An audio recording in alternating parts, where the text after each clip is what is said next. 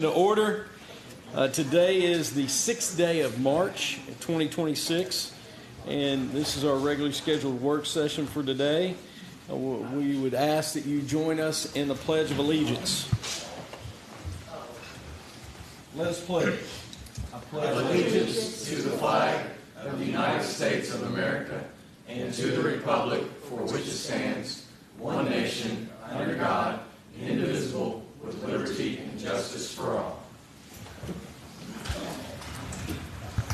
Appreciate you all being here with us. We have two items this morning that we are going to hear from two different representatives. Michael George is here from Compass Municipal Advisors, and he's going to give us a general fund investment account overview and a 2025 recap, and then also talk briefly about our agreement that we're going to move forward with on long-term revenue forecasting and planning, just trying to give us additional data to help make good financial decisions as we move forward with projects and such. You know, we've talked about ball fields, there's roads, there's always items, storm shelters and such, but I think we'd never be sorry for having good, sound financial advice from someone like Compass and Michael and RJ. So I think it's very wise what we're doing to get that information and help kind of guide us as we move forward. And then the other piece, Holden is here, and Holden and Cam and I have met a few times, and looking at some of our neighbors in other counties like Oldham County, Mercer County, Mason County, where data center projects and developments have formally been proposed and looked at in those communities. There's a lot of issues that go along with that land use, and I think it would be very wise of us to look at and try to be proactive at looking at what we have on the books, and then what would be wise to put into an ordinance that would really put parameters on where a data center could go or could not go. And you know, I'm just going to be 100% transparent. I have real concerns about placement of those type of facilities in areas of prime farmland and state soils of statewide importance. You know, those resources are finite. Once they're gone, and I don't disagree that data centers, you know, they hold a real function in today's society. Today's society is not what it was 20 years ago, but I think really having some language in an ordinance that says where they are appropriate and where they're not appropriate. And today is just to start a conversation.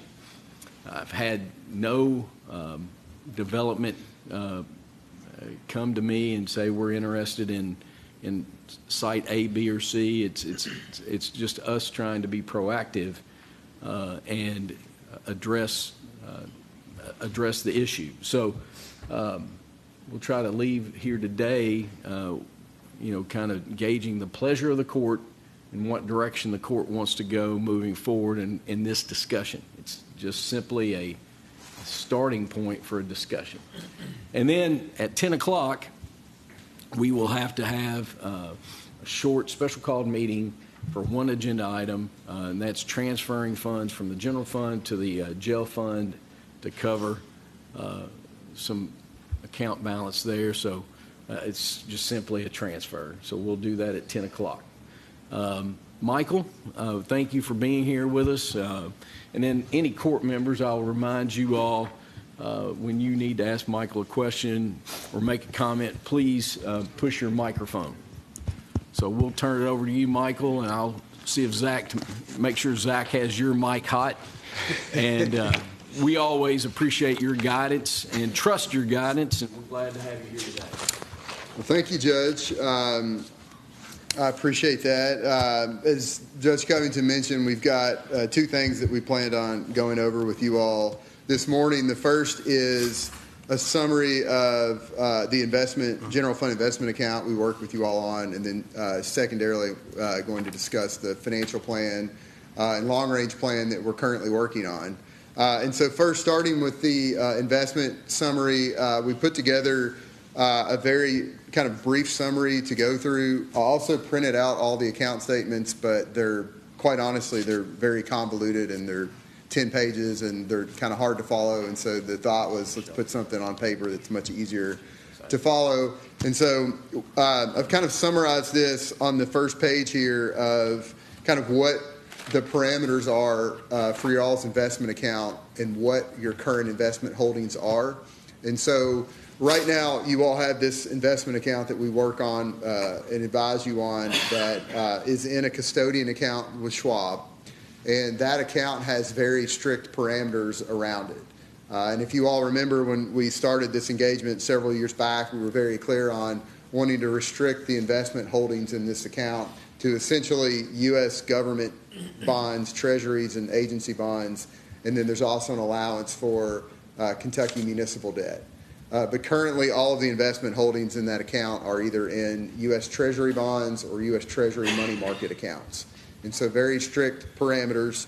And the current duration of those holdings are anything from a current money market account up to an 8-month U.S. Treasury investment. And so we try to keep everything relatively short term. In the event that you all need to access the money for whatever reason, you've got access to that. And so we try not to extend anything out below, beyond really 9 months. So if you all flip to page 2 of this analysis, this is just a snapshot of the current investment holdings in the account. And so currently the market value of the account is $14,849,000. And so if you look at kind of that second column, you'll see that we've got the maturity date of all those treasury bonds that you all are invested in. And so currently you all have treasury bonds that mature in May, the end of July, and the end of October. And so what we've done here is kind of create a traditional laddered portfolio where you all have securities maturing at different points over the next 8 months, with the idea being that if you do need money, you've got those securities maturing at various stages where you could access that money. And so we're showing the maturity date in that second column, the cost basis, which is essentially what you purchased the securities for, and then the market value is today's value. So in the event you needed to sell those securities today, this is what you'd be able to sell them for. And then that final column represents the yield on those securities. And so as it exists today, again, it's about $14,850,000. Just under $14 million are in those treasury securities, and then there's $888,000 in a money market account. And so this money market account offers daily liquidity. And so if you all needed to pull out $500,000 tomorrow, you have the ability to do that without worrying about selling a security. This essentially functions as an interest-bearing checking account, but it's invested in a U.S. government money market, which is backstopped by treasury bonds. And so that's the existing makeup. You'll see the yields out here again to the right. If you kind of do a blended average yield of these, you guys are probably about 3.65% is the blended yield. And so fortunately, we were able to lock in a lot of those securities before the most recent Fed cut. And so the idea was on some of these to go out 6 months or 9 months in anticipation of future Fed cuts. And so you would lock in some of those higher rates today. And so currently, the blended yield of this portfolio is about a 3.6 to 3.65%. Before I go into the kind of summary for last year, do you all have any questions on kind of where you all sit today? I guess my only question on the Treasury note is the only one not, I guess, producing. Is there, like, it looks like we lose money on that one? So the Treasury note that matures 10/31. Yeah. And so, you all purchased that at $4.8 million at a 3.64 yield. So from the time you all purchased that until today, the yield on that security has dropped. You've locked it in, but the yield on that security, has gone up. Has gone up. And so if you all had to sell that security tomorrow. Today, okay. Yeah. So it could still bounce back. Right. Okay. And so it's not actually a realized loss. It's Gotcha. just if you had to get rid of it, you probably would sell it. But if you look at the difference between the total cost basis and the market value, Okay. is you've actually made money. You haven't realized it, but you've made money on the difference between what you purchased and what it's worth today. Okay. Michael, the thought process has been that the money that we want to keep in, I guess, just cash flow or money that we can obtain, not invested, has been 6 months of our current budget. In case, I believe the auditors had recommended that at some point we keep that money for retirements. If everything just went down the drain, we had to pay out retirements and sick days and all that stuff. So all the money that we're really looking to invest is the money outside of that kind of designated number, correct? I believe your all's policy that you have now and that recommendation really encompasses all cash. Okay. And so I think that would encompass the cash here and everything you have at the local banks. Okay, so investments in some of that money that can be allocated for, in case, we need to do that. Okay. And it's a good question because, and I'll talk about this in a minute when we talk about this financial plan, but we'll lay out historically where you all have been in terms of days, surplus days cash on hand, where our recommended target is going forward, and then we'll show kind of what the projections are based on the historical revenue collections and expenses. And so when we present you all with that final financial plan, it will actually encompass a historical portion of that and a forward-looking pro forma on that cash balance. And one other piece, we have at Whitaker, at the end of 1/31/26, money market account valued about $7 million and 51,000. And that's separate of the Schwab. And Michael's got that picture as well, but we were just talking about the update on the Schwab today. Mm-hmm. Okay.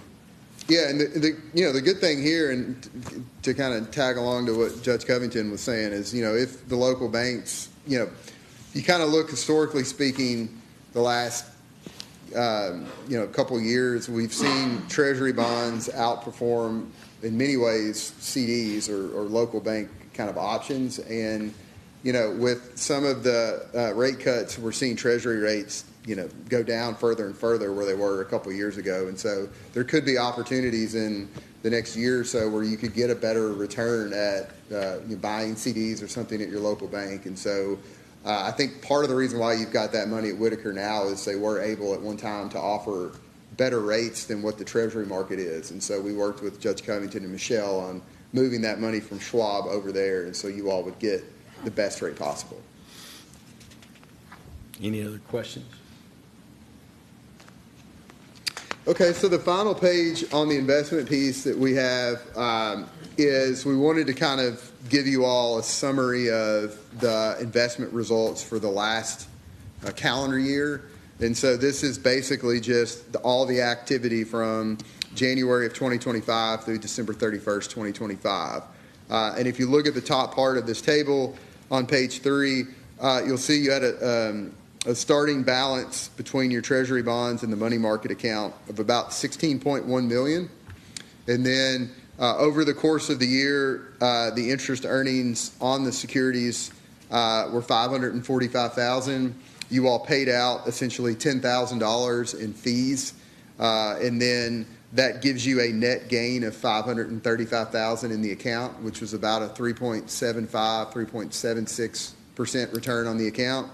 And then you all withdrew $2 million that I think went over to Whitaker Bank. And so you'll see the starting balance was $16.1 million. You earned over $500,000. You withdrew $200,000 that went over to Whitaker, which left you with an ending balance of $14,679.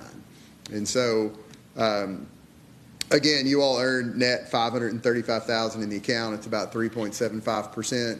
So you can see right now you're at about 365. Last year you were at 375. If we took this back another year into 24, it would probably be closer to 4. And so you can see where the short-term Fed cuts have impacted the investment returns, but still relatively sound. We're not doing anything hyper aggressive. It's all about preservation of capital and making sure that you have liquidity. And so it's kind of a balancing act between the two, but a solid return for last year in the account. And again, I think, this year, based on where those securities are, it should be pretty similar.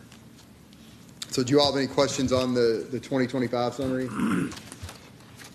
Any questions? I think I might have misheard you, but I was looking at the numbers. I thought you said 200,000 withdrawal, but you meant, 2 million. He meant 2 million. 2 million. Okay. Yeah. Sorry. yeah, because I saw it there. No problem. Thank you. That was done in July, Michelle, August, and that was covering capital projects that we paid out. And that was kind of that was part of that plan Yeah. in the budget, right? Yes. To- We got a $7 million check line out of general fund. First check run in July. That was to cover capital expenses. Yep. So if there's no other questions, thank you, Michael, for that, and we'll keep an eye on it, and I know you'll guide us. Any other questions, Kelly? Or Well, while we're on topic, what is our debt? And I just wonder, going forward, if we're looking at these rates, if it's worth cashing something. I know we've talked about this before, whether paying that debt off or keeping it as investments or just something to look at. I don't have the exact number, but it's, I think the balance on that current bond issue is probably around 7 or 8 million, and the rate was around 3%. And so you're earning higher than you're paying on it. Yeah. So, I yeah. thought that was the case, but I just couldn't remember. So it's a good question. It's a good problem to have. We've got a lot of folks that have hit the market right, when COVID, when we're borrowing for like 2% and they're sitting on 3.5%. But you all are in a good position in that you essentially have arbitrage on that money. Would that be something that we'd aggressively look at paying down, or is that fixed rate, or how does that? It's fixed rate, yeah. And so until you see those rates drop below, I would, Then we'll yeah. take a look at that. Gotcha. And that's a good segue into the kind of financial planning piece, because holistically what we do when we create these financial plans, and I mentioned this earlier, is we'll go into your budget line by line and look at all of the expense categories, all the revenue categories over the last 5 years. We'll look at those trends. We'll map out future projections in terms of revenue and expenses and build out a true financial plan. And part of that component will be your capital projects. And it will be looking at and us giving you recommendations on how much of that you should fund with cash versus debt. And part of that picture is your existing debt. And so the way that your existing debt works now is as you all pay it off, you're going to have opportunities in a few years to, and I'm not saying you will do this, but you'd have an opportunity to issue more bonds and have the same payment that you're making now. And so part of building out this financial plan is that balance between your existing bond payments, how much cash you're going to outlay every year for capital projects, and then how much debt would you potentially look at. And so it's kind of a balancing act between all those three. And so when we build out this plan and we're currently working on it, we'll show you all a couple different options or a couple different variations in terms of cash versus debt, and then where your fund balance is with respect to both of those options. But none of that money right now, we're paying additional principal as far as on that. We're just making the minimum payments because of the interest situation that that we're in. Right. But we discussed if we'd ever, if revenues would allow yeah, for us to have that opportunity to look at trying to be aggressive on paying the bond off early. The only avenue that we would have is to place that money into an escrow, and then at that escrow make our payments, and it just gets off our books That's the way you described it to me. It's exactly right, but you actually don't, and this gets a little technical, but you don't necessarily want to do that, because once you escrow the money to pay it off, it's then under the IRS purview. And so you would be investing at a higher rate than you're borrowing, which is not allowed. And so you're better off keeping the money in the general fund where it's not restricted under the IRS because of bond proceeds. And so you could technically pay it off, but you would have to invest it at a lower interest rate.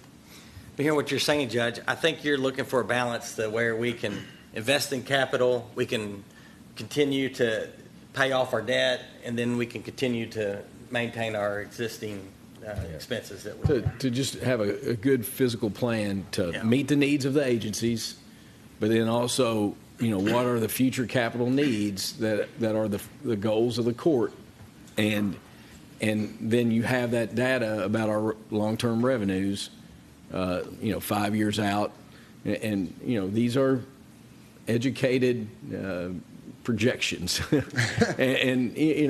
but you want to make decisions based on good data, and I think that's what we're trying to do. Right. And this is going to be a kind of a living, breathing document. I mean, if we put this plan together, and there's a lot of factors globally going on that will impact interest rates, and let's say we put this plan together, and 6 months from now, interest rates fall off a cliff. There's a world in which we would come back and say, we're going to revise all of this because it may make sense for you all to borrow money for projects and refinance your existing debt at one time, because you can do it at 2%. And so the idea is to put the plan together. We'll monitor it. It's kind of a living document. So as market forces changes, that will impact our suggestions on the plan, which we will relay to you all. Okay. What did you say that total of the bond that we have out there now? I think Round figure. I think it's around $7 or $8 million. It's the current balance, It's between 7 and 8. which for a pretty county good. the size of you all is extremely low. And the fact that it's at a low interest rate too is. That's good. We're positioned very favorably. Right. Well, and it sounds great, but so $7.5 million, we'll call it. But so at the current way we're set up, what's the payoff? How So- long are we talking about? It was a 10-year origination. It was a 10-year term originally. That's what I thought. I But think so. And so that was 2 or 3 years ago. 3 years ago. I think we're heading towards 3. Yeah. So there's 7 years left on that. ish. Yeah. Thank you. And that right now, that annual payment is right at $1 million. Is that right, Michelle? Yeah, that's right. Yeah. Yeah. Yeah. Michael, thank you. Any other questions for Michael? We'll, on the financial plan, we've got all of the data. Michelle did a great job of sending us the year-to-date 2026. I would say give us 3 weeks to fully build it out, play with it, figure out, kind of what we think makes sense. Then we'll present it to Judge Covington, kind of go back and forth, figure out what we think makes sense, and then we can come back to the full court and lay everything out for you all. Sounds like a plan. Thank you all. And you've gotten actuals. That's what Michelle sent to you, and Yeah. all that. You've gotten everything you need. We've got everything we need. It's all broken out by DLG codes, and so we can get very granular, but we'll try to keep it high level for you all. But we'll look into every code so we know what the trends are for, every expense, every revenue that you all have coming in. Thank you. Thank you. Yes, sir. So Holden is going to give us a presentation, and Holden, thank you for being here, and I think trying to be proactive. As I said, there's no project that has been proposed to either planning and zoning or to myself, and I think by trying to be proactive and look at some potential ordinance, I think it's very wise. So I'll turn it over to you, Holden. Appreciate it, Judge Covington. So I want to reiterate one thing that Judge Covington had kind of started with earlier, which is that I think that a citing ordinance by the fiscal court would be a fantastic first step. What we're going to talk about here is just really what planning and zoning could do to augment the actions of fiscal court. Think about it like belt and suspenders. And so off the bat, what do we currently have on the books? What do we have? And the answer is right now, not a lot. As a matter of fact, what we actually have is kind of regulating it in the negative. In our zones, we do not currently have any uses that would align with a data center or could be in some way construed to mean that we would allow for data centers. And so in the absence of any other regulations, our code provides that each zoning district is established for only those uses listed as permitted or previously non-conforming or conditional. And if it's not one of those, no other uses are permitted. So at this point, it's not really an option in Scott County. Now, every day, if you guys are like me, we're on a computer. A lot of us don't host servers locally. That's what the cloud is for. Well, these data centers are the cloud coming to town. And so there could be a place for a data center in Scott County. You guys, again, working on a citing ordinance. But if a data center would want to come to Scott County, we've got to look at how we would manage it from a planning and zoning perspective. And so that's what I've done. Just very briefly presented a framework for a future amendment that would go through the Planning Commission. Three main sections would be impacted. The first is obviously definitions. We've got to define what it is that we're talking about. Then we would look to modify our I2 zone. That's our heavy industrial zone. These are large-scale projects. They have great potential to impact the community. Our I2 zone is our most restrictive zone, and so we'd likely want to locate these types of developments in the I2 zone. And then what I'm also recommending at this point is that on top of just being a conditionally allowed use, we would then create specific performance standards that we'd expect this type of development to meet in our community. And so I want to just... And when you talk about performance standards, we're talking about noise, of course, light, and those other issues that come with these type of... And that's why I wanted to pause on this topic for just a second. If we were to, again, create definitions and add it as a conditional use in our I2 zone, that would mean that upon review, it would go to the Board of Adjustment, and then the Board of Adjustment would hear the case, and they could put reasonable conditions on this development. And the Board of Adjustment would do their best to work through each potential impact and make sure that we can integrate it into the community. As a development, it would then move on to the Planning Commission, which would then review it as a development plan and make sure it meets all of our development regulations from that perspective. By adding that extra qualification in our specific use section, that's section 2.5, what we'd be saying is on top of what the Board of Adjustment is going to review, these are specific things that we want to see for the conditional use permit and then as well for the development plan. And so what I've done is I've actually, that last slide that we're looking at here is those additional considerations. I want us to really start thinking about what a data center in Scott County could look like. And so we already have a lot of great codes on the books. And so one of those codes that we have that you guys have reviewed before is our solar ordinance code. And within that, it's a multi-tier system. We want to make sure that we are right-sizing the regulations to the development that's coming forward. Now, again, in my head, I'm picturing a very large data center, something with great potential, again, to negatively impact our community while providing, of course, those benefits of having a data center as well. And so maybe there's a line where we break it, and it's a small data center versus a large data center, and put additional restrictions on the larger ones. Another really important thing to consider early on is that as the fiscal court, this is for unincorporated Scott County. We've been working with the GMWSS on issues concerned with water in the county. We've got to make sure that if we're locating a data center, that we've got the infrastructure to provide it with the water and the electric and any other infrastructure need that it may have, not limited to roads and all sorts of these other things. Hopefully, you guys taking the lead on this, City of Georgetown might consider similar recommendations or similar regulations as well. But yeah, what does it look like in unincorporated Scott County? How do we make sure it has the adequate infrastructure? Judge Covington mentioned it, noise and other nuisances. It's unlikely this is going to be small, tucked away, out of the way type of development. So where that abuts our ag land, where that abuts our residents, how do we ensure that their quality of life is not detrimentally impacted? And then I'm going to skip down to the bottom. I mentioned solar earlier. A lot of concerns that communities that I've seen is the impact to their utility usage. These things, if they're sucking energy, if they're sucking water, and it causes the rate to go up for the rest of the community, how do we handle that? How do we prevent that from happening? And so I'd be very curious to see the fiscal court's desire to consider some sort of requirement that at least a percentage of the energy that they plan to consume is generated on site via renewables. They're looking to come here. How does that work? How do we make that site a little bit more self-sufficient?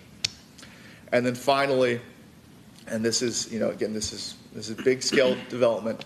What would it look like to require an environmental impacts study prior to the development of the site?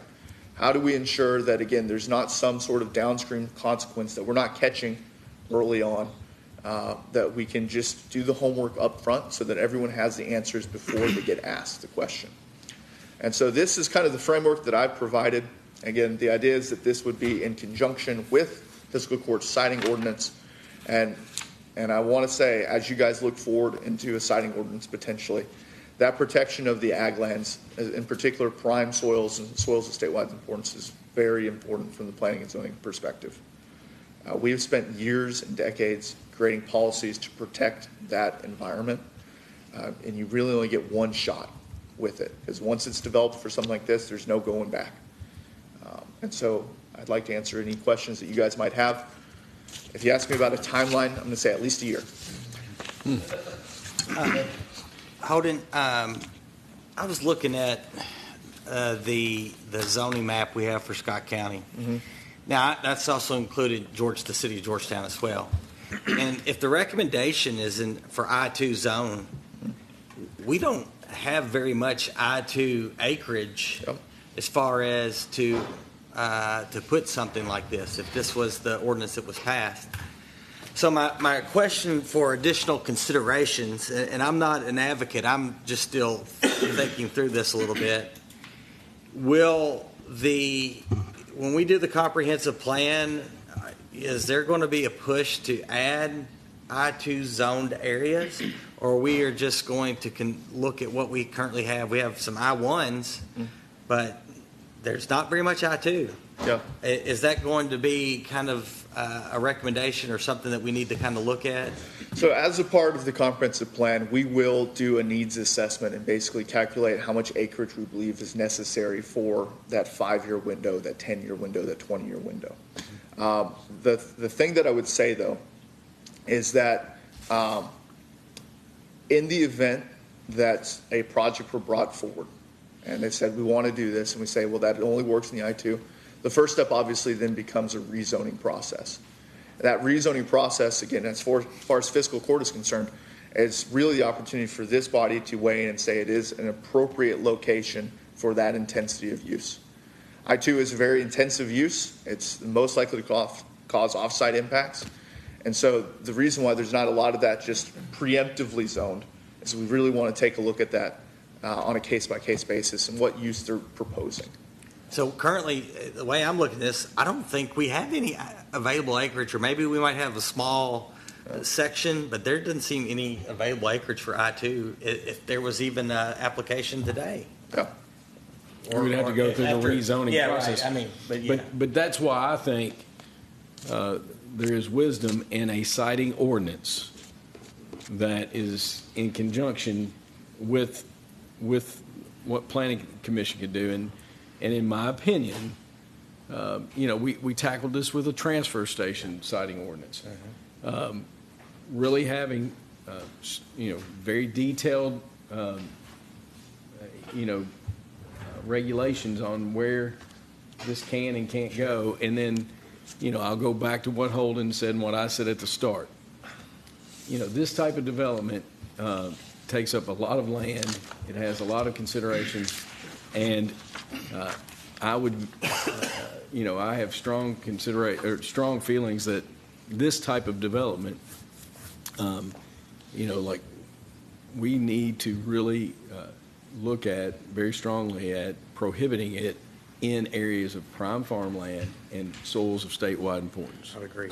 So, Rick Hostetler. Judge, you're correct about the siting ordinance for the transfer station. That was really good. We got out in front of it, and you started that process, and it was really good just to have some fences built so that we knew when one came. And so it's the same thing here, which I really appreciate holding them, looking into this. When we were at the conference, the judges conference, I believe it was the judge from Mason County. I don't know if Holden's aware of that or not. I know he's in the. I'm certain he and the staff were starting to dig in, but they were. He laid out a pretty good presentation of what they're doing in Mason County, because it sounds like they're going to have one. No, there's a 2,000 acre proposed project in Mason County. Well, the reason I'm bringing it up is, and I'm sure Holden and them, it's on their radar, but looking at even what they're already doing, because he was talking about they're putting ordinances in place, and one of the comments that he made that I thought was pretty interesting was about on the need for electricity, and then the fact that the community's worried about their bills going up like they aren't already, but without one of those places. But they were addressing that by basically saying, you come to our town, if we partner and you build here, the power is yours to build, and it's not going to impact the community. And that's what Right, Holden yeah. was mentioning Sure. on site. But I also think the state legislature has got a couple of proposed pieces of legislation that addresses that. But, it'd be very bad if something like that was developed and it impacted community ratepayers' rates. That would just not be, in my mind, appropriate at all. So I thought that was interesting with the Mason County. Was Mason County? Mason right? County. Yep. So has anybody ever thought, and I think about this, how many of these data centers we actually need all over? I mean, it seems like every county is talking about it.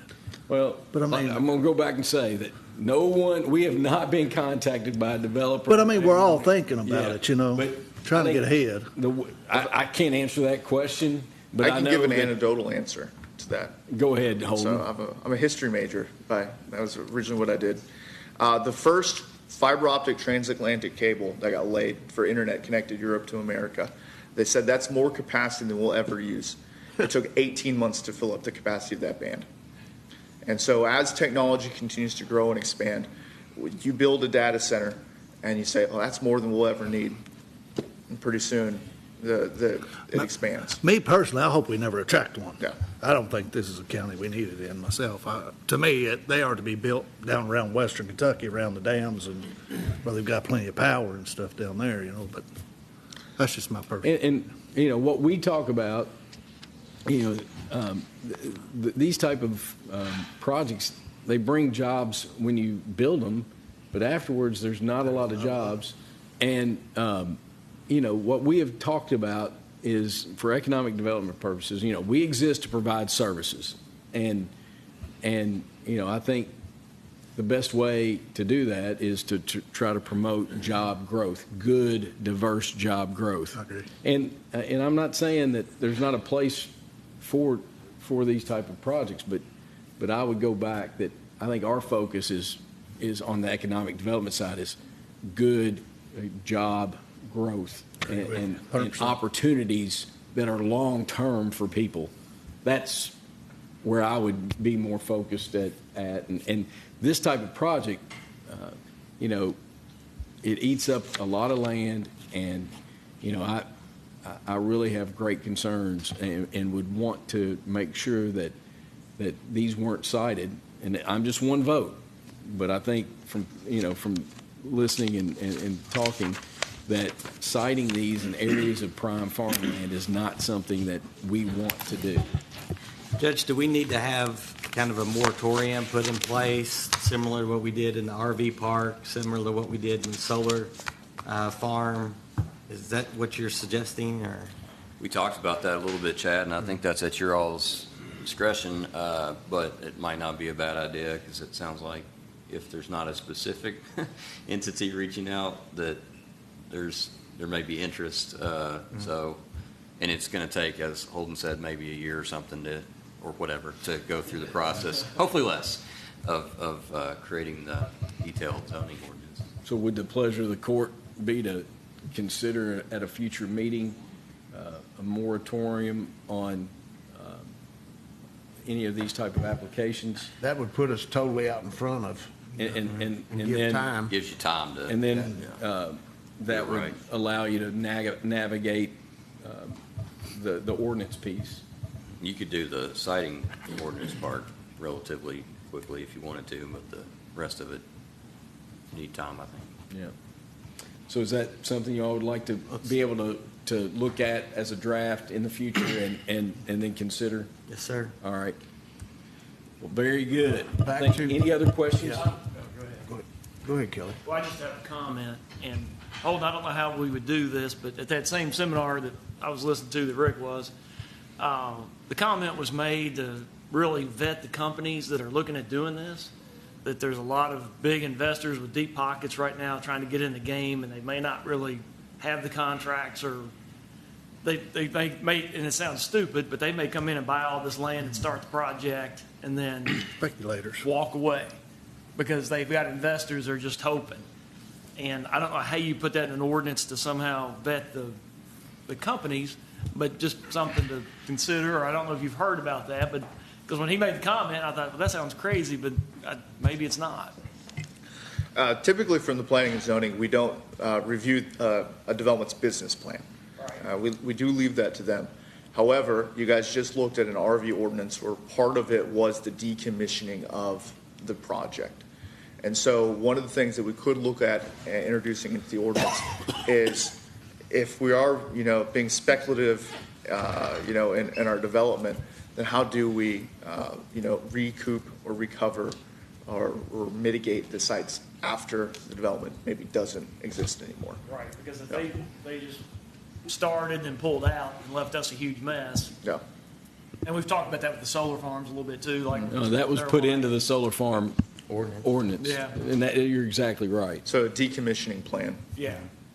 So anyway. Thank you. Rick Hostetler or Rob? Kind of tag on what okay, Rob so- was talking about, the need for all of these data centers, because I felt the same way. I will say this, Holden, your opening comment about the cloud coming to here, that kind of Makes sense. Flip the switch for me. Thank you. But back to his comment at that same conference, and I think it was the Mason County judge that made this comment about out in Texas. He threw out a number that was in the trillions, not billions, trillions. You remember that, Kelly? That number about what's going on out in Texas, and I went, I can't calculate billions, but he was talking. There were so many. They were looking around in such a big way all over Texas. Multiple sites is what he said. Right, yeah. To the tune of like $1 trillion. And I'm going, wow. So I don't know where that number came from. He's done his research. So kind of like Rob, I'm going, how do we need all of these places? But I don't have that answer either. So. Appreciate that. Any other comments there? We've got about 15 minutes before we'll do that special called meeting, and I do want to work backwards and just talk a little bit about timelines. Cam and I will talk about language for a moratorium to close that conversation out for you all to consider. But looking at budget, we've had Michael George here trying to get long-term revenue projections. So, our goal is June 13th to have a second reading. A first reading for our budget would be May 22nd. So the 16th is the submission date that we've requested from our departments for submission of budget requests. And Michelle will take those. She will put those into that master spreadsheet that we have that's on running. But then over the next 2 weeks, starting on the week of the 16th, those next 2 weeks, Kelly and Dwayne and I, Michelle, we will meet with different departments and just go over the requests and start going through the budget process. And, if you all have, formal thoughts on requests or on anything, I want to hear that. Always value your input. And, once we get through that process of meeting with the departments, then we'll share kind of a draft spreadsheet for you all to look at, and then try to really start cutting down to the chase of getting something that we can present to you all for a first reading at the end of May. And we'll have a workshop. If we need 2 workshops, we'll have 2 workshops to try to navigate it. But I just wanted you all to know that this process is soon to start heavily, and I'll go back to what I always say. We exist to provide services. Our first and foremost thing is making sure that our departments have the resources they need to provide the best services that we can. And then, the reality is salaries and benefits. Those are a considerable amount of our recurring budget. And, I think Jeff shared the cost of labor. If you're looking at a COLA, Jeff, you shared an email the other day. It was, you want to speak to that? Sure. I believe the number that was on that was 3.3%, and I think that what I've shared with you in the past, not with the court yet, but a lot of employers are looking at 3.5% as a cost of living allowance for this So, next year. and that goes back to the pleasure of the court. Thank you, Jeff. But, we have consistently, tried to make a market median that we stay up with. And if you don't do a cost of living that stays up with the growth, with the cost of labor, then you fall behind. And the most important piece of delivering services is our people, our employees. And I think we have done a great job at that. Our benefits, I think our benefits are very generous, and it helps us retain and recruit employees, the quality of our benefits. Questions? Yeah, so thinking about the capital projects, I know that we have the HVAC system for the courthouse in this budget year. I know we've already committed $500,000, the potential for $500,000 for the CJ May. Would you like me to read a little list? Well, I was waiting for it. Just projects that we have discussed and such. You've got the Legacy Trail match that's going to come with that construction. You have the conversation about the Grade Crossing Park improvements. You have the match that we have agreed to on the North Sewer project. That came with the Andy Barr monies. That's around $300,000. Then you have what you just mentioned, the Legacy Run, the off-site improvements for the roads at that project. Then there's always our local Lanes Run. And then, I'd be remiss if I did not mention, we are the regional partnership that we have. We've invested in that, and we'll need to continue to invest. But we have made, as a regional partnership, we have made a allocation request on behalf of the Central Kentucky Business Park Authority that's been made by the Central Kentucky Business Park Authority for consideration of support for the regional partnership, and that's through the Berea site, and then the potential on the purchase of 725 acres in northern Madison. You know, if we get a good chunk of money in the state allocation, and I've gone 4 or 5 times to Frankfurt with our partners, strategically working with leadership, Speaker Osborne, President Stivers, and other key leaders to try to get support for that project. So that's another consideration that's kind of fluid, but it depends on what comes the first week of April that we see as they round down their budget. And then one other piece that, you know, we've been waiting on for like 2 years, the Brooking Park Land and Water Grant for those tennis courts that match there. Yep. I mean, we've been waiting like 2 years for that. Yep. And you have no control over that. But is there anything else that I'm leaving off? Well, you've done the minuses. I'm now looking at the pluses. And so we're probably going to need to surplus the old coroner's office. On Hamilton, we've talked about that location, and then, you know, Cam actually has a document. It is my belief, and it would have to go, but the old jail facility on Water Street, when City Hall, when City moves out of that facility and moves into here, I want to bring that back up to the table because it's something that we've talked about, and I think it's time to navigate that process. Yeah. You know, I think when you're talking about possibly selling that asset, you have to look at, well, what's going to be proposed there, and it has to have a conservation easement. It can never be torn down, but how can they repurpose it to benefit the downtown economy, and we don't have to use public dollars to essentially, update a 150-year-old jail. Judge, did you just say it can't be torn down? Are you talking about the jail or the jailer's house? I'm talking about the jail and the jailer's house. I would never support tearing it down. The jail has to stay in place? Is that what you're saying? I think there's I think you would be opening up a can of worms if you sold that and allowed somebody to tear it down. Yeah. I think there's monies from the state that would demand that it be sold with a conservation easement on It's it. got foot's full of lead paint. It's big. It's a big investment. But the jailer's house is kind of a no-brainer to me. But the jail part, I might differ with you on that one. And I'm just saying, I don't think it would.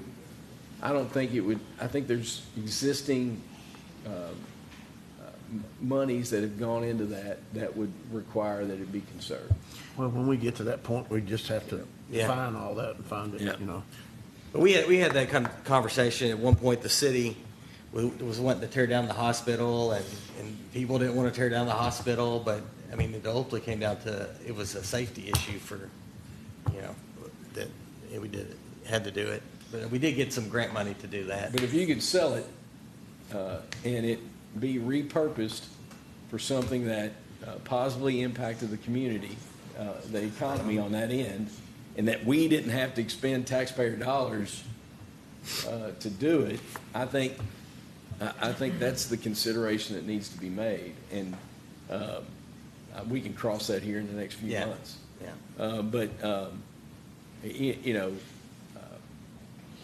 I just really, I think it's time to move. Well, we've talked about it for a while. That's why I think it's I bring time. it up. I think it's time to move forward with that.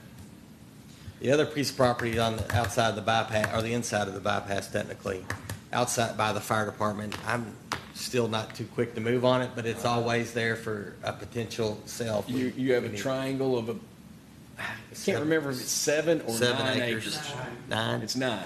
And it's wooded, but, I think you sit on that right now and because I think it's worth holding on to.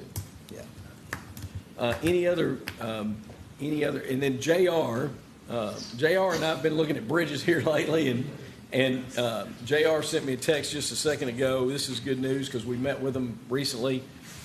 The Todd Johnson contracting, Jeremy Johnson, is that North Race Fork is now temporarily opened. So they put in DGA on the approaches, and they put up the guardrail on the actual structure. On the approaches, there are barricade and barrels. So when the asphalt plant opens, we will. When the asphalt plant opens, we'll be at the head of the list to get asphalt on those approaches and on across the bridge, and then they'll install the rest of the guardrail permanently and finish out that project. But having it open for traffic is I'm very happy. And then JR and I were out at Mount Horeb yesterday. We didn't observe anybody working, but it looks like the abutments are dug out. What they've told us is that they are framing up the forms, and that the forms and the beams will all be poured no later than April 6th was the date they shared with us. So we're trying to stay on top of that. Anybody else have any other? Out at Mount Horeb, they took everything out. It's like just a wide open span, and there's nothing there. They have dug out where they will form up and pour the abutments. So do they have any kind of a projection on when they'll be done? Well, I was contacted about that bridge last week. April 6th is when they're going to pour the abutments and set the beams. So that's the best I can tell you. Gotcha. Jerry, any word on when the asphalt plant is going to open up? While we were sitting here getting texts, Mark Reed just called me, and I'm sure I texted him earlier in the week about a date. And I may know here shortly the date that we go over. Yeah. I'll let you know. Yeah, last year they had to do some work at the plant. I know it was closer to April, but I didn't know if it was going to be the middle of March. I know we're getting close to time.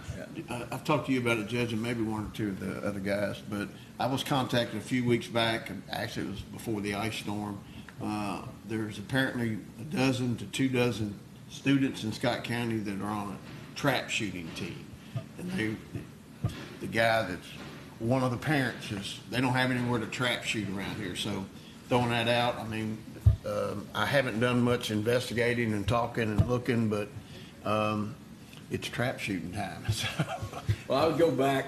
I think we need Billy Parker, superintendent. Yep. If that's something that they want us to partner with them on, then, and I'll be happy to have a conversation with Billy to talk about it, but I want to make sure that he is in that conversation. And I even told that dad that we probably would need to talk with the school system. So, but I just want to kind of throw it out for the guys to know it. Yeah, no, absolutely. Well, Kelly Corman. Last comment, hopefully, for me. I just want to thank whoever in the payroll department took the time to individually mail all the letters out to employees and show wage benefits, and I think it's very eye-opening, and I think it really makes a statement. I'm sure it's a lot of work to individually send those out, so just thank you all for doing that. Jeff and Kara, y'all want to comment on that?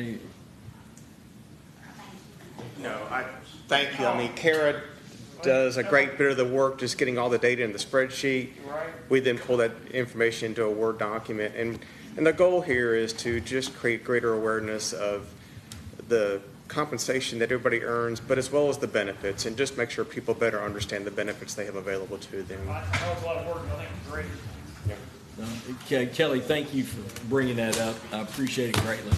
We've got great people. So with that said, we will adjourn our workshop, and we need to give Zach about 5 minutes because he's got to pull up essentially a new meeting for the special called meeting to do that. So we're going to come back here in about 4 or 5 minutes, and we'll call to order the special called meeting for the one agenda item, transfer of monies from general to jail. So thank you.